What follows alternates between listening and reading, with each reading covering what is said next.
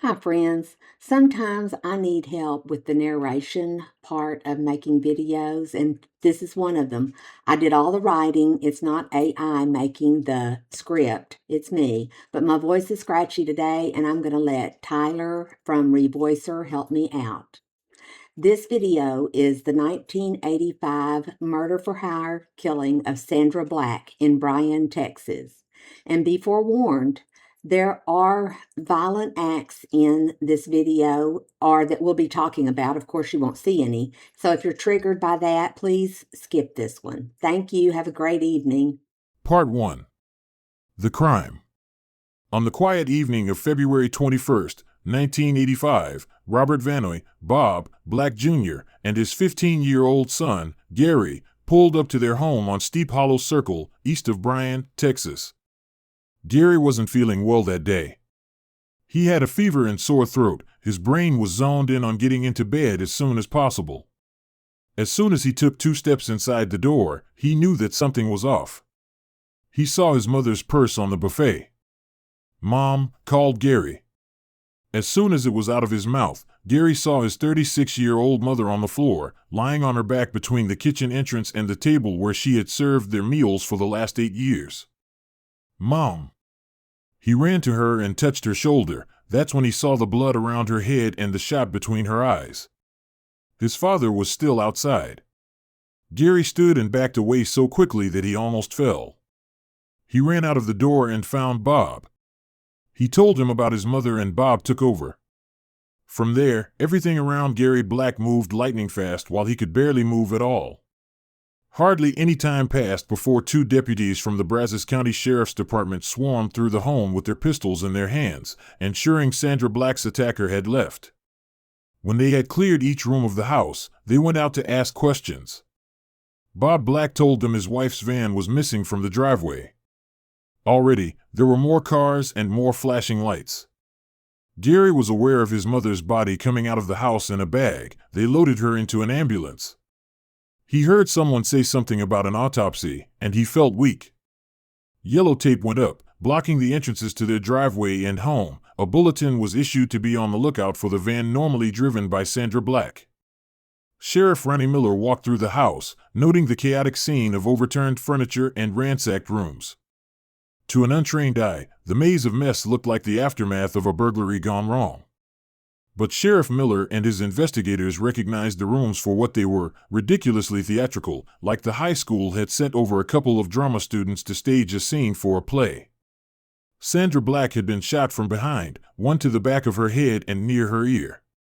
A second shot was delivered as the attacker stood over her. How did the intruder get to the scene without a vehicle? The killer must have been on foot since he or she, or maybe more than one, stole Sandra Black's van to leave the crime scene. Could someone have dropped the intruder off at the house?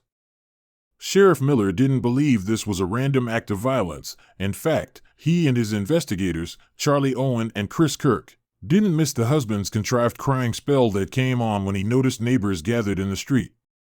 The more the Brazos County Sheriff learned about Bob Black, the more he and his team were convinced that the victim's husband was involved in her murder. Hi there. It's Brenda with Vintage Texas Crimes. This is a long one that happened 40 years ago in the Bryan-College Station area. A quick shout out to Rhonda, who told me about this story last summer. I had heard nothing about it before she told me. The Eagle, local newspaper, produced articles on the case which were helpful, but the book I relied on for colorful details was The Soldier of Fortune Murders by Ben Greene. If this story tickles your fancy, read the book. It's excellent, and there's so much more to this story than I could include here. A miserable marriage. 1967 wedding photo of Bob and Sandra with their grandmothers. Robert and Sandra Black's relationship was a testament to dysfunction, a cycle of turmoil, divorce, and dangerous reconciliation. They first got married in December 1967, and Sandra divorced him on January 7, 1974. She remarried Bob on December 18, 1975, and at the time she was killed on February 21, 1985, she had a divorce petition on file again.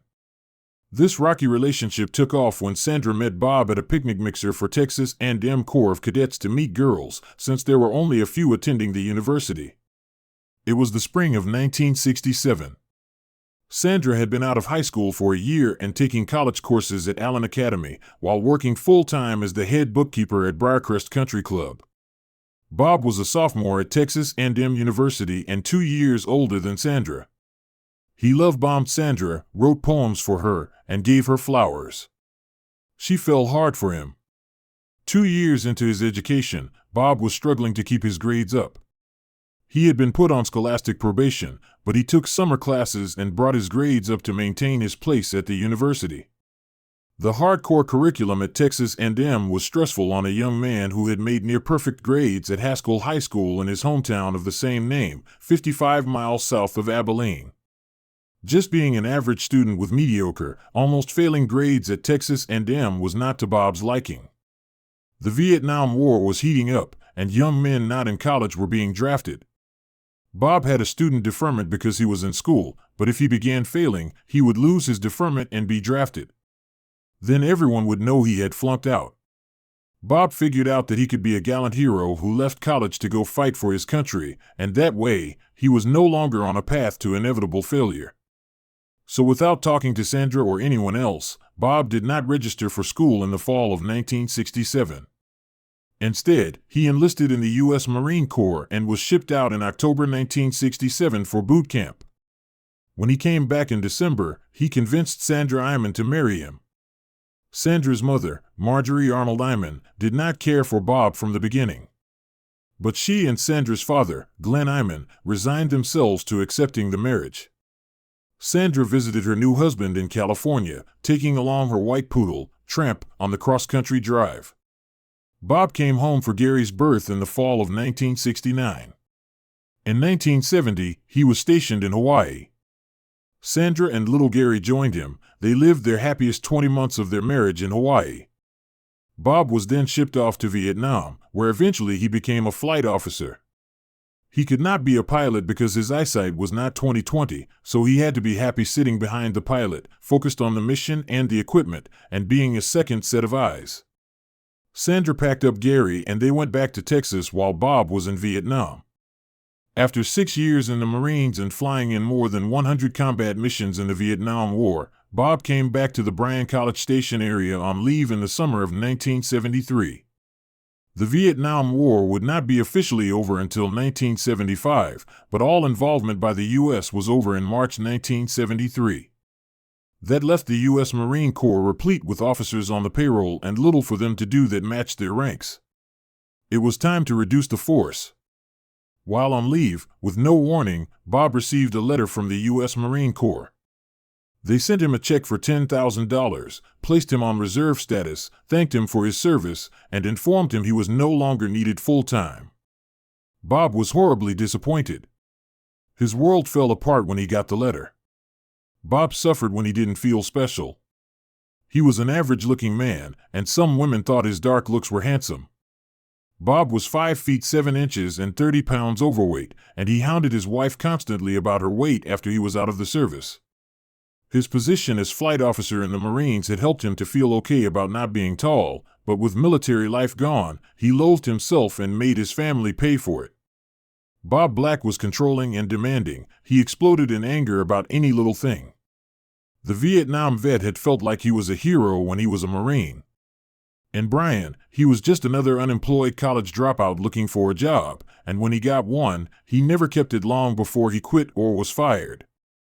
When he became frustrated while using tools, he would throw them or strike nearby objects. He broke glass and windows during his tantrums. Friends and family said they knew he had hit Sandra and that Gary hid from his father when he was angry. Without Bob making an income, Sandra, always the one to find work and bring in money, had been working as the distributor for Houston newspapers in Bryan. She was financially stable.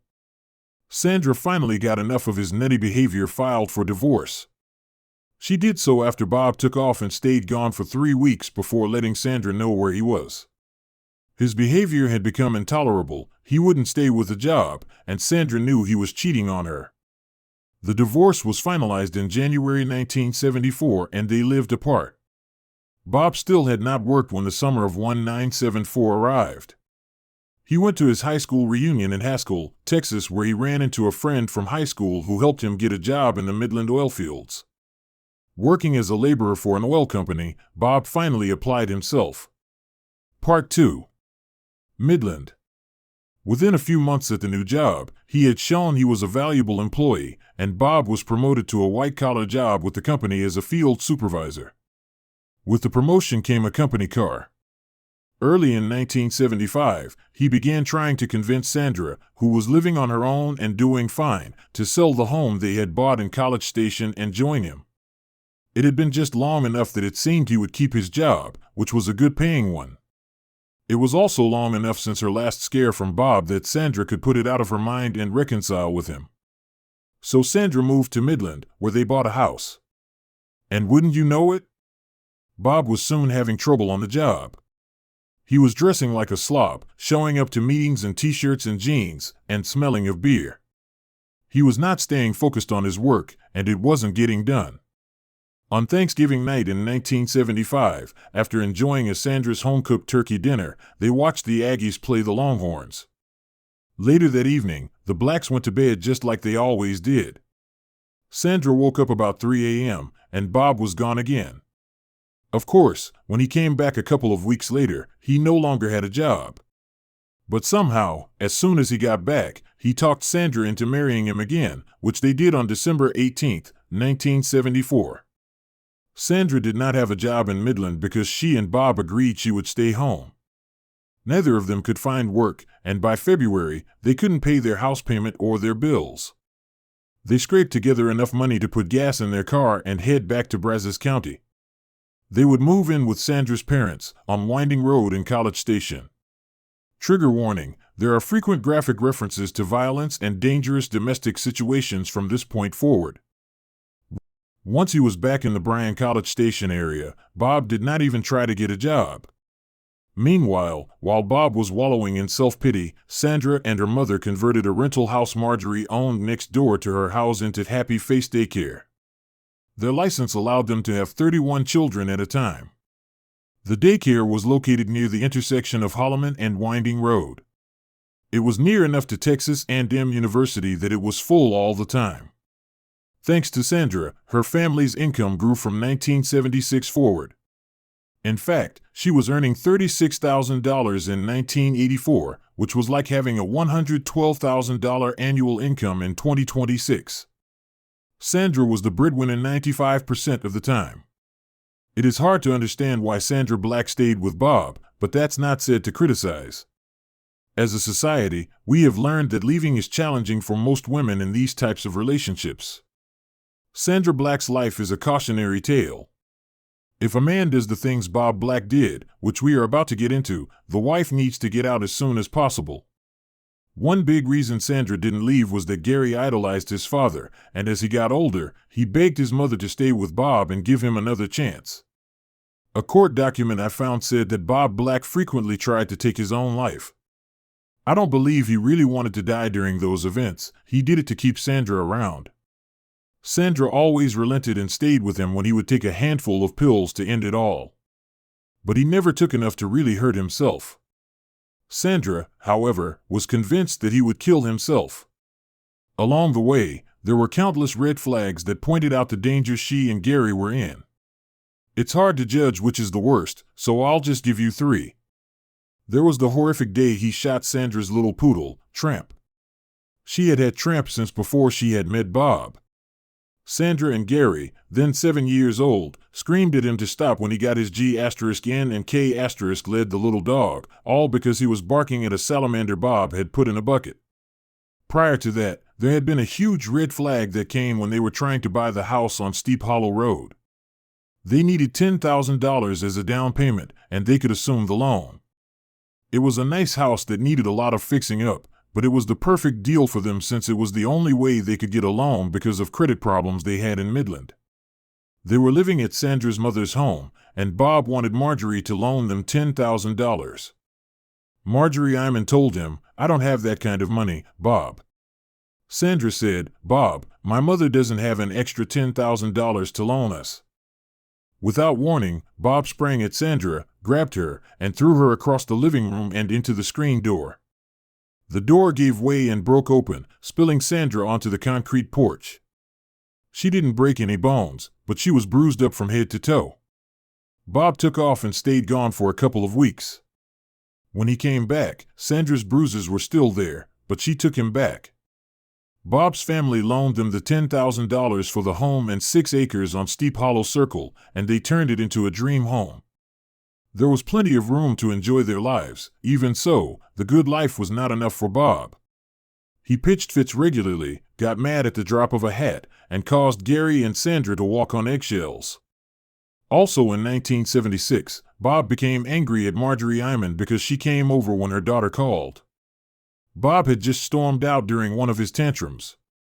Marjorie drove up the long driveway to their house and went inside to console Sandra. Bob came back sooner than he usually did, and Marjorie was still there. Marjorie didn't want to see him. As he was coming in the back door, Marjorie zipped out the front. Bob went into the bedroom and grabbed one of his guns. Sandra saw what he planned to do, and she tried unsuccessfully to wrestle the gun away from him. Bob chased Marjorie in his car. At one point, Marjorie said she was driving 90 miles per hour on FM 1179, and she turned into her brother's driveway and drove around his house.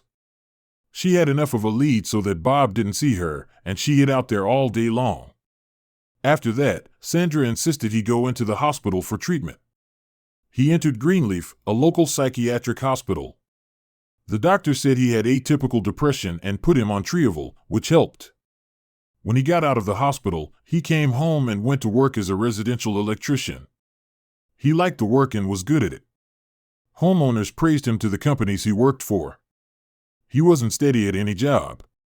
Bob would work for first one company and then another, never staying long, but at least he did seem to like electrical work.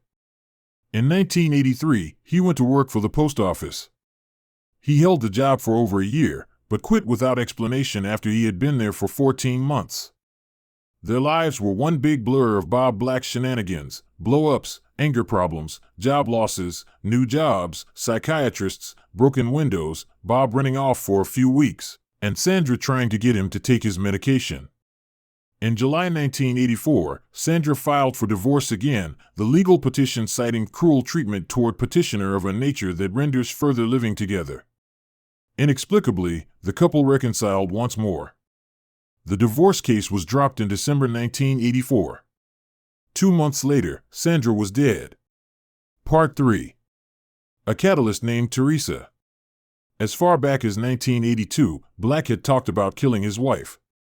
He offered a man named Mark Huber $5,000 to kill Sandra, even paying a $500 down payment. Huber took the money but had no intention of carrying out the act. For Bob Black, killing his wife was not a sudden impulse but a boiling obsession. For years, he shopped a chilling litany of murder plots to anyone who would listen. It was a persistent and escalating campaign of premeditation. Oddly, Black thought no one would talk about his proposals of murder, showing how out of touch with reality he actually was. But the real catalyst for ending Sandra's life came when Bob Black met Teresa in April 1984. I'm leaving off her last name. She was his first cousin, his uncle's daughter, and she lived in California.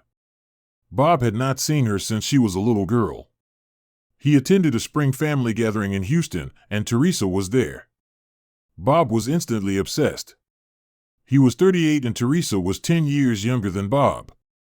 He decided right away that he wanted to marry her. That night, he took Teresa to Gillies, a dance hall in Pasadena. Before she went back to California, Robert and Teresa were kissing cousins. Bob Black's desire to kill his wife was thus fueled anew. Being with Teresa was all he could think about. Sandra was in their way. Teresa's husband was also in the way, but for some reason, Bob Black considered him less of an inconvenience than his wife. He was dead focused on ridding himself of Sandra Black, and divorce was not an option. Without Sandra, he had no income unless he could cash in on an insurance payout.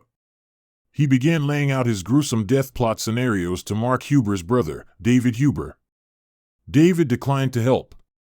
In January 1985, he approached his supervisor, Gordon Matheson, with yet another scheme: crash Sandra's van with her inside. If the impact didn't kill her, Black chillingly added, he could beat her in the head with a club.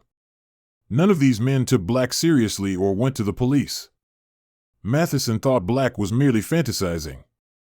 David Huber, who was absent without leave from the Marine Corps, feared he would be arrested if he came forward. And so, Bob Black's murderous plotting continued. He ruminated about killing Sandra constantly. The soldier of fortune connection. When his local contacts proved unwilling, Bob Black cast a wider net. In October 1984, his search led him to the classifieds of Soldier of Fortune magazine, where he found an ad for the World Security Group. Soldier of Fortune magazine. Black called the number, and a man who said he was John Wayne Hearn called him back. Black told Hearn he wanted to work for the World Security Group. Hearn responded that he would get back with him if something came open. After that, they talked about being Marines in the Vietnam War. The two men met in person on January 9, 1985. Hearn, a fellow Marine veteran, wanted to buy Bob Black's gun collection to arm the Contras in Nicaragua. He flew in from Gainesville, Florida, and was looking at the firearms. Bob quoted a price that was $1,000 higher than he had told Hearn on the phone. That angered Hearn. While they were negotiating over that, Black revealed his true agenda. As Hearn would later reveal, Black casually remarked that he would have all the money he needed if he did not have a wife. Black asked him if he wanted to eliminate his wife for him. Hearn refused to kill Sandra Black and told Black he owed him $1,000 for expenses for getting him to come to Bryan on false pretenses. He would not be back without receiving a payment for that. The $10,000 contract. Black asked his friends again about eliminating Sandra, but there were no takers. Black called Hearn again. This time, there was no pretense. He formally offered Hearn the contract. Hearn's girlfriend, a woman named Debbie Bannister, wanted him to do it because they needed the money, so he agreed. The price for Sandra Black's life was set at $10,000, plus $1,000 for expenses. Bob had talked Sandra into increasing her insurance policy in late January 1985, and she took out an additional $100,000 life insurance policy payable to him. The total insurance on Sandra's life was then $150,000. That's like $450,000 today. The policy became effective on February 13th, just 8 days before her death. Still obsessed with cousin Teresa. During this time, Bob Black is still obsessed with his cousin. So much goes on there, but if I added that train wreck to our story, it would be novella length. Ben Greene's book tells all, if you want those details. Sandra's death day. On the afternoon of February 21st, 1985, Black and John Wayne Hearn met in the Safeway parking lot on Briarcrest in Bryan. Black drove Hearn to the residence on Steep Hollow Circle. Inside the empty house, he gave Hearn pieces of Sandra's best gold jewelry as collateral for the final payment, which would be paid after her insurance policy paid Bob. Bob also gave Hearn a .22 caliber pistol. He handed it to me and said, "Use this one, it's my wife's," Hearn later testified. Together, they ransacked the home to stage a fake burglary. At 5 p.m., Black made his alibi call, phoning Sandra at the daycare center to confirm her arrival time at home. His trap set, he left to pick up their son, Gary, who had spent the day at Marjorie's house because he was sick. Bob intended to run errands until after the deed was done. Hearn waited alone in the darkening house. At approximately 6:40 p.m., headlights cut through the twilight as Sandra pulled her van into the driveway. She entered the house, and Hearn stepped from the shadows. He later claimed he did not remember firing the 2 shots that killed her, only seeing her van's lights come on as he drove away in it. He shot her behind the left ear and she dropped, but was still alive. Maybe he realized she might not die, because he shot her again into the left eye. A pathologist would later testify that Sandra lived for 5 to 8 agonizing minutes after being shot. Hearn drove Sandra's van back to the Safeway lot, abandoned it, and retrieved his rental car. He drove to Houston, heading for Intercontinental Airport, now known as George Bush Airport. On the way, he threw the murder weapon into Lake Conroe. 2 days later, a Bryan police officer discovered Sandra's van and radioed BCSO. Sheriff Ron Miller wasted no time getting to the Safeway parking lot on Briarcrest. Part 4. The Investigation. There were plenty of clues to tip off the investigators from the Brazos County Sheriff's Department about what had really happened. Right away, Sheriff Ronnie Miller noticed Robert Black did not show genuine regret about his wife's death. The Sheriff's Department got a search warrant immediately to look for evidence that might help them solve the crime. After making a discovery, they stopped the search and got another search warrant, one that was specifically to look for evidence against Bob Black. They kept the house away from Bob for 8 days and kept it under surveillance while Chris Kirk sifted and combed through the home. He and his team carefully cataloged and bagged evidence for 8 straight days, working way into the nights. During that time, Bob and his parents stayed at the EZ Travel Inn on Texas Avenue. Bob put on an Oscar-winning performance during Sandra's funeral, first styling and organizing all the flowers by color, having a professional record the funeral with a camcorder, and then the grand finale, weeping and lying across the top of her casket once it was closed. After Sandra's death, people began dropping by the Sheriff's Department, providing their thoughts. Bill Arnold and Margaret Morrow, Marjorie's siblings, also Sandra's uncle and aunt, told law enforcement about Robert Black's violent nature and how he had increased the amount of life insurance he had on Sandra just 2 months earlier. Insurance agent Don Ballard confirmed this to be true. Arnold and Morrow also told investigators about Bob having an affair with Teresa, his first cousin from California, and that Bob had taken her into a jewelry store to look at jewelry. He had introduced Teresa simply as his first cousin. Margaret Morrow was furious because the jewelry store belonged to her, and Bob did it right in front of her. The discovery that made the sheriff go back for a second search warrant included a link between Bob and, possibly, a hitman. They found a copy of Soldier of Fortune magazine, with John Wayne Hearn's advertisement circled in ink. It said, "Ex-Marines, non-vets, weapons specialists, jungle warfare, pilot, ME high-risk assignments in U.S. or overseas. World Security Group," followed by 2 telephone numbers. Another ad they found circled mentioned dirty work. The ad showed that Bob might have reached out to someone outside of the area, but that's all the circled ads told them. The BCSO investigators and the sheriff himself did not know who could have pulled the trigger for Black.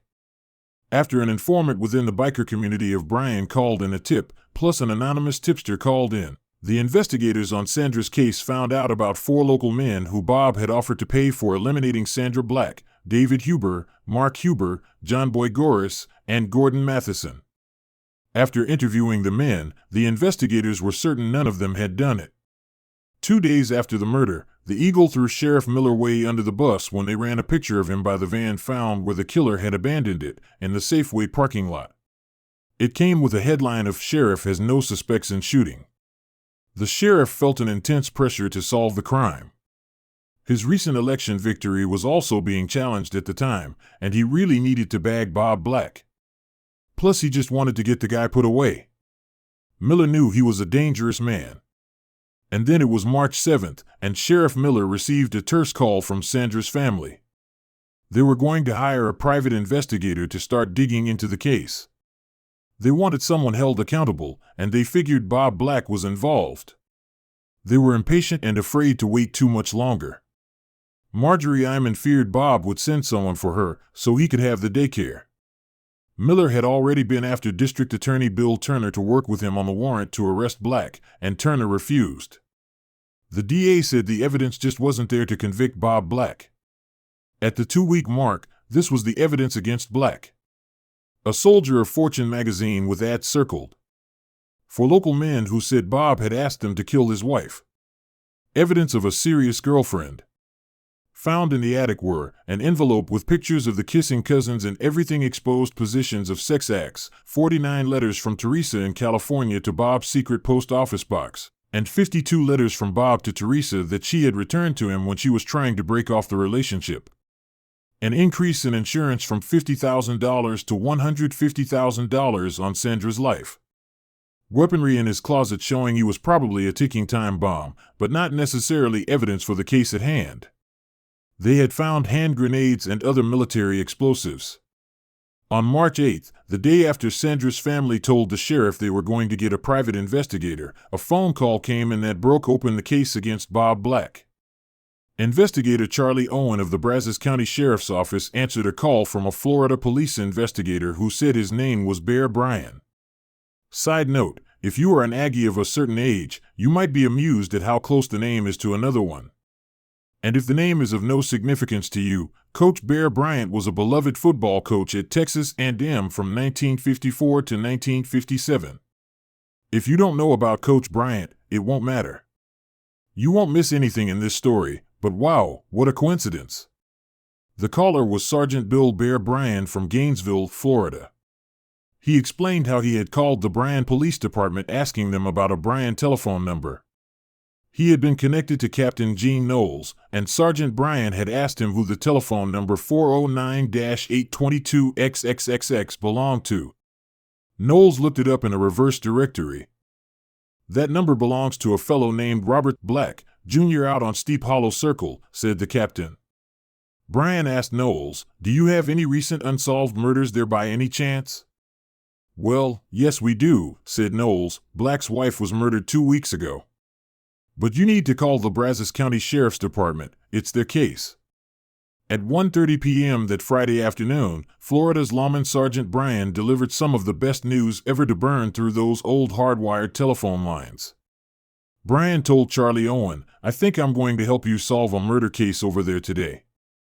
Charlie Owen got the Florida lowdown on a former Vietnam vet named John Wayne Hearn who was affiliated with an organization called World Security Group. Bryan told Owen that he and his team were sure Hearn had murdered 2 people in Florida while acting as a hitman, so he had been the subject of their investigation for a couple of months. Sergeant Bryan explained how he had seen 409-822-XXXX on Hearn's telephone bill and just wanted to see who Hearn was calling. He had just spoken with Captain Knowles at the Bryan Police Department, who said the number was Robert Black's. But the best was yet to come. The sergeant explained that Hearn's dear mother, Mrs. Mary Watson in South Carolina, had turned over an envelope to one of Bryan's colleagues, and inside of that envelope was a copy of a letter from Mr. Bob Black in Bryan, Texas. With it was a copy of a cashier's check for $1,000 from Bob Black to John Wayne Hearn. The handwritten letter said, 12:08 p.m. 85 February 14, Thursday CST. Skipper. Here's a cashier's check and I have with me a personal money order for the same amount now. My office number is 409XXXXXX and I should be there from 08:30 to 1200 Friday, at home shortly before and after, and leaving for Galveston/Houston around 3 p.m. If there is any way you could schedule your plans to coincide with my being lobbied, sick, out of town this weekend, it would help considerably. First, I could easily take Gary Wayne with me for the weekend, whereas my being gone later in the week would put him riding with her at practically all times.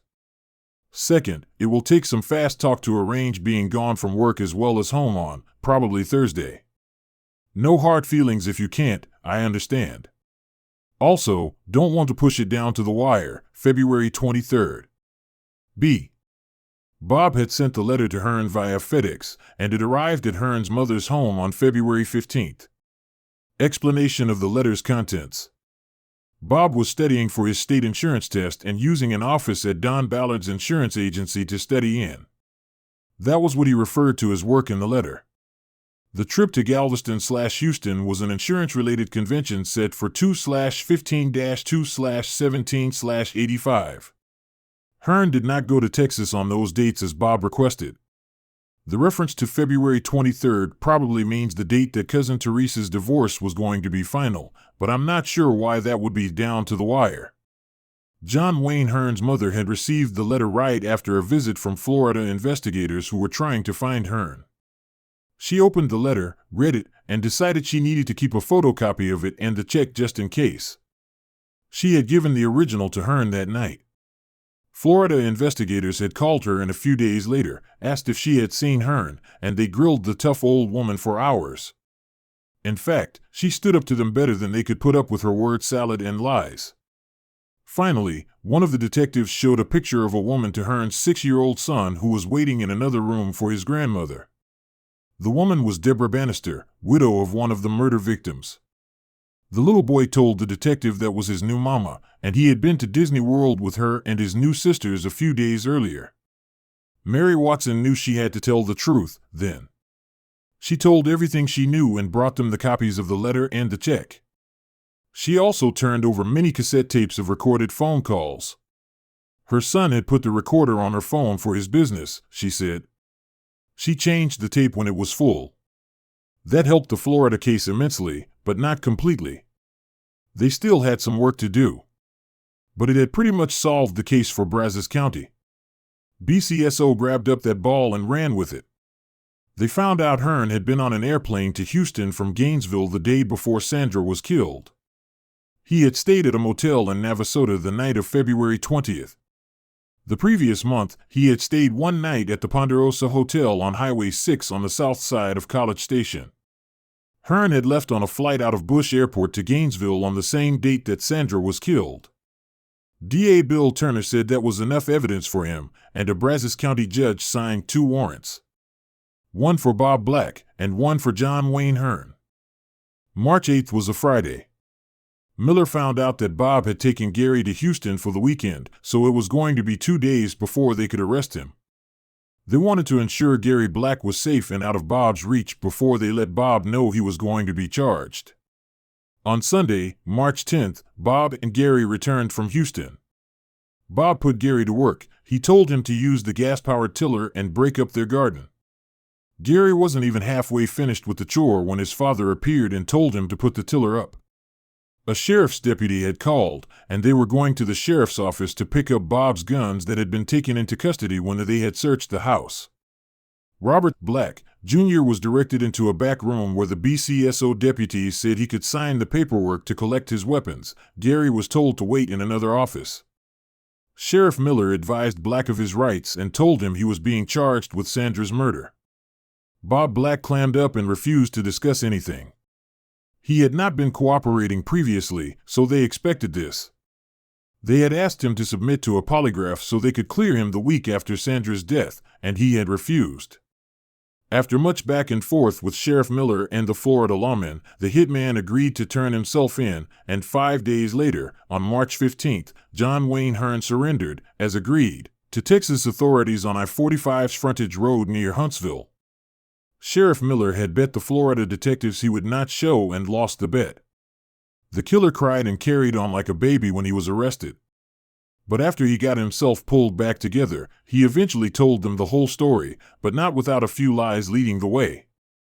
John Wayne Hearn claimed he feared his own criminal organization would kill him if they learned he was a suspect.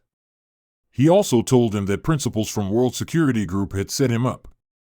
More lies about the non-existent organization came before he finally admitted that World Security Group was just a name in an advertisement. A search of his truck uncovered pieces of Sandra Black's jewelry in his briefcase, the collateral he had accepted as a down payment from Bob Black. John Wayne Hearn spills the tea at trial. At Black's trial, the state's star witness was the hitman himself. John Wayne Hearn, in exchange for a life sentence over execution, laid out the entire murder plot in damning, irrefutable detail. David Huber, Gordon Matheson, and Mark Huber each took the stand to recount Black's persistent solicitations. Hearn told how he was a 39-year-old veteran of the Vietnam War when he placed an ad in the Soldier of Fortune F magazine. He had come home a war hero in 1970 with a box of medals, a Purple Heart, a Good Conduct Medal, a Presidential Unit Citation, a Combat Action Medal, the Combat Action Insignia, and an Air Medal with 7 strikes, meaning that for each strike, his helicopter had received and returned fire during 10 combat missions, so that would be at least 70 missions of immense danger. Although undiagnosed, Hearn suffered from post-traumatic stress syndrome. If a car backfired, he reacted almost violently, nearly tearing off his mother's front door trying to get out in the yard to look for a bunker. He lived desperately in 1970, always in fight-or-flight mode after his service in the Marines. It had been an involuntary separation, he said. He hurt his knee while doing a long strength and endurance run, and that was the end of his service and his dream to be a helicopter pilot. Coming home, he learned how people in the U.S. treated vets poorly when they returned because of the horrible circumstances they had been forced to survive in during the war. It was a depressing time for him. Before coming to Bryan, Texas, to kill Sandra Black in 1985, John Wayne Hearn had 3 bad marriages and a son who was 6 years old. Hearn had no direction. He drove trucks all over the U.S. and stayed broke most of the time after a divorce and bankruptcy ruined him. It was just a whim, he said, about that advertisement he placed. He thought it might be exciting to be a bodyguard, so he placed ads with the Soldier of Fortune magazine. That was when all his problems began. Hearn hoped he would get bodyguard work, and he also fantasized about international spy-like gigs, but instead, most of the calls wanted their spouse or other family member killed. He ignored those, until a woman banker named Debbie Bannister called him from Florida and persuaded him to kill her brother-in-law for $10,000. She said it was for abusing her nephews, but it was really for the insurance money her sister would get. He fell for Debbie, and soon, she wanted Hearn to eliminate her husband as well. So he did. Once Debbie was involved, she wanted to start a little murder-for-hire business. They began to consider murder-for-hire calls. That's when the first call came in from Bob Black. Hearn flew to Texas and met Bob Black about Hearn buying his gun collection, but Bob raised the price when he got there. Hearn found out that Black wanted him to kill his wife. That was the real reason Black had lured him to Texas. Bob's hitman hopeful had left angry. Bob called again in early February, and Debbie spoke with him. Debbie encouraged Hearn to take the job. Hearn agreed to do it for $10,000, plus the $1,000 from the January trip and another $1,000 for the February trip. Black had to pay him in advance, which he did. After Hearn finished Bob's job, he and Debbie talked about marriage, and they took their kids to Disney World. When they got back, Debbie found out Hearn was wanted for the murders in Florida. She told him to get lost. He was hurt and angry. After all, he had killed 2 men for her, plus he had done the job in Texas so she could collect $10,000 and pay off her bills. She knew the cops were after him, but did not realize they were after her too. She told him they were done, with a capital D. She wasn't going to lose her kids over him, and she sent him packing. To save himself from execution, John Wayne Hearn negotiated 3 life sentences. He would not face the death penalty. In exchange, he would plead guilty to all 3 crimes and testify against Bannister and her sister. Of course, the well-established tape recorder at his mother's house had Debbie saying things that incriminated her as well. At the Black's trial, his son, Gary, also testified, and so did Bob's kissing cousin, Teresa. She described how she had been trying to put a stop to their affair when Bob Black was finishing up plans with Hearn. During other testimony, it also came out that Bob was thinking about having Teresa's husband killed, as well as Marjorie Eimann. The last piece of the state's case came from Don Ballard, a Bryan insurance agent. He told the jury that while driving with Black to Sandra's funeral, Black had casually asked him if there would be any problem paying the claim on her life insurance policy. Side note, a CBS 2-part series came out based on this book in 1993. Gary Cole was perfectly cast in the role of John Wayne Hearn. Guilty of capital murder. The jury found Robert Van Black, Jr. guilty of capital murder. After answering affirmatively to the special issues of deliberateness and future dangerousness, they sentenced him to death. His appeals, which included a claim that he suffered from post-traumatic stress disorder, PTSD, from his service in Vietnam, were all unsuccessful. After the trial, when Bob was given the death penalty, he and his family got a deputy to take their pictures. Bob insisted that they all smile. Gary Black lived with Marjorie Eimann while he finished high school. In 1991, when author Ben Greene interviewed him, Gary was attending Bryan-College in Bryan. He was 21 years old, working, and had his own place. Today, Gary Black would be 56 years old, but I haven't tried to look into his life today. I just hope he's well and happy. On May 22, 1992, 7 years after the verdict, Robert Black was executed by lethal injection. John Wayne Hearn had been in a South Carolina prison since he testified in the Black trial. That way, he was confined near his mother until she died in 2004. I have not determined if he is still alive, but I assume he isn't since I can't find him listed in South Carolina's inmate search. If he was alive, he would be 81 years old. Soldier of Fortune magazine lawsuit. Sandra's parents and son sued the magazine in 1988 and won a $9.4 million verdict. A higher court reversed the decision.